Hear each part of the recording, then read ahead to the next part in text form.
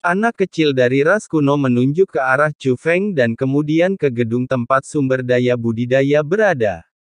Segera, anak kecil itu langsung berjalan menuju tempat itu dan masuk melalui tembok. Ikuti aku. Melihat ini, Chu Feng buru-buru memanggil Xia Xingchen dan Hua Hua, dan terbang ke tempat di mana anak kecil itu baru saja lewat. Melihat ke dinding, Chu Feng dengan hati-hati mengamatinya, tapi dia tidak bisa melihat celah apapun. Itu adalah tembok, sangat kokoh, dan sepertinya bukan tempat yang bisa dimasuki sama sekali. Chu Feng, ada apa? Hua Hua juga bertanya dengan rasa ingin tahu. Sepertinya kamu bisa masuk. Saat Chu Feng berbicara, dia langsung masuk. Dan tembok yang kelihatannya tidak ada yang salah itu sebenarnya seperti pintu penghalang yang bisa dilewati secara langsung. Hua Hua dan Xia Xingchen mengikuti dari dekat dan melangkah ke dalamnya. Wah, sebenarnya kamu bisa masuk ke sini, ada apa? Hua Hua langsung memuji. Namun segera, Hua Hua dan Xia Xingchen tercengang. Mereka mengikuti pandangan Chu Feng dan melihat sosok tidak jauh di depan. Itu adalah anak kecil dari zaman kuno. Dia, siapa dia? Kenapa dia bisa melihat kita? Xia Xingchen dan Hua Hua belum pernah memperhatikan bocah kuno ini sebelumnya.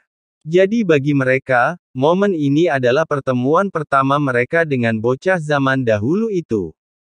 Dialah yang memimpin kita, jadi aku tahu di mana kita bisa masuk. Kata Chu Feng. Ah. Lalu dia benar-benar bisa melihat kita. Hua Hua dan Xia Xingchen bahkan lebih terkejut lagi. Lagi pula, dalam pemahaman mereka, ras kuno ini tidaklah kuat, apalagi seorang anak kecil yang kelihatannya masih muda. Katakan padaku, ada apa? Kata Chu Feng langsung. Dia menyadari bahwa anak kecil itu melakukannya dengan sengaja dan mungkin ingin memberitahu mereka sesuatu. Anda di sini untuk mencari sumber daya budidaya di sini, kan? Bocah kuno itu berbicara. Meskipun perawakannya tinggi, suaranya memang seperti anak kecil, dengan suara seperti susu, dan dia mungkin terdengar seperti dia berusia di bawah 10 tahun. Ya, semua sumber daya budidaya di sini telah diambil oleh orang-orang dari Sekte Abadi Changqiong. Tetapi sebenarnya ada beberapa sumber daya budidaya yang tersisa. Meskipun tidak sebaik yang diambil oleh Sekte Abadi Changqiong, seharusnya begitu berguna bagimu. Saat anak laki-laki kuno itu berbicara, dia berbalik dan berjalan lebih jauh ke tempat ini.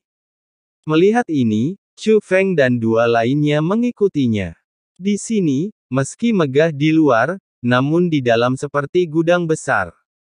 Sebelumnya, sumber daya budidaya disimpan di mana-mana, namun kini hanya tersisa sisa penambangan. Mengikuti anak kecil itu, setelah berjalan sejauh tertentu, kami sampai di tempat yang sangat kosong. Ini seharusnya menjadi tempat penyimpanan sumber daya budidaya terbanyak. Anak kecil itu menunjuk ke dinding di sini. Ada beberapa bekas kontaminasi di dinding, dan benda-benda seperti jelaga menumpuk di dinding. Di bawah bimbingan anak kecil itu, Chu Feng dan mereka bertiga melepas beberapa dan mengamatinya dengan cermat. Nak, kenapa kamu menipu orang? Hua Hua memandang anak kecil itu dengan curiga, dengan penuh ketidakpuasan. Sumber daya budidaya di sini memang banyak sekali, kualitasnya tidak rendah, tetapi tidak bisa dibudidayakan. Ibarat bakpao kukus yang enak, tapi isinya penuh pasir. Kalau mau mengayak semua pasirnya, bukan hanya memakan waktu lama, tapi bakpao itu sendiri pasti hancur. Anak laki-laki kecil itu berjalan mendekati Hua Hua dan menghadap tangan Hua Hua.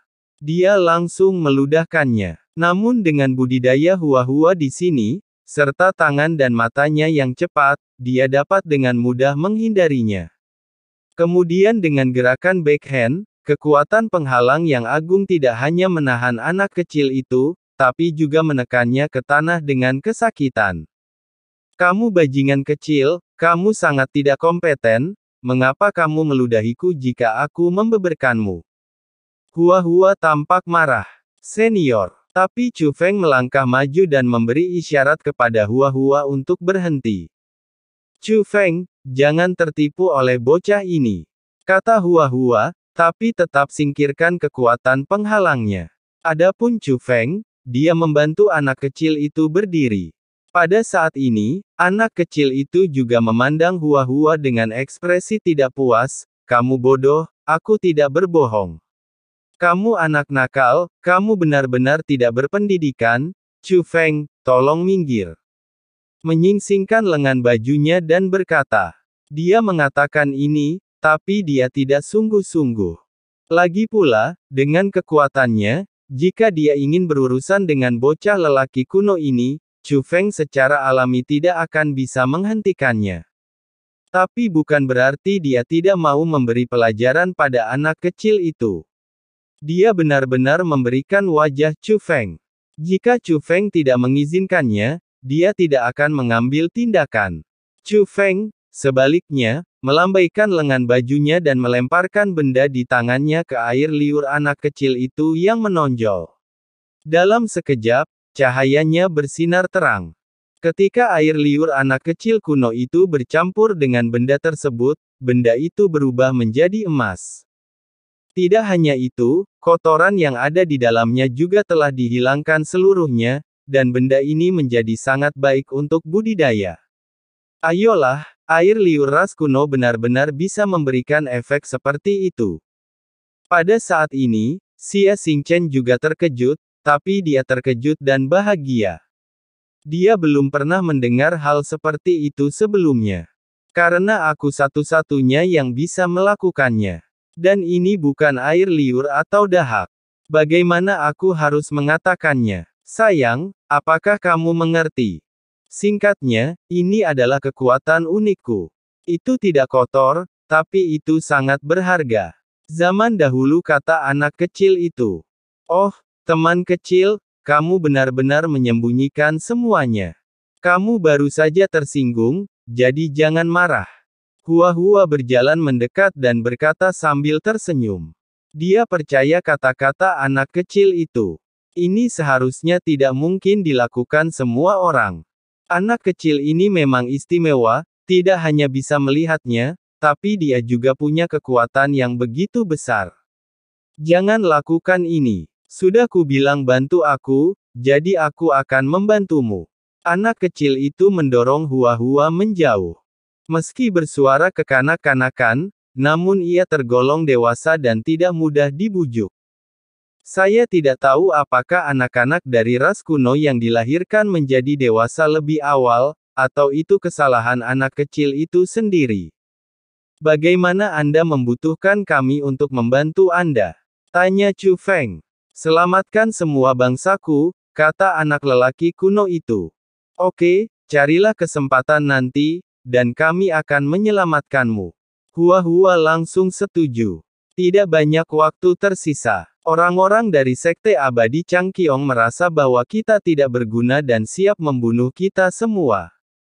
Bagaimana kamu tahu? Dia meragukan apa yang dikatakan anak kecil itu.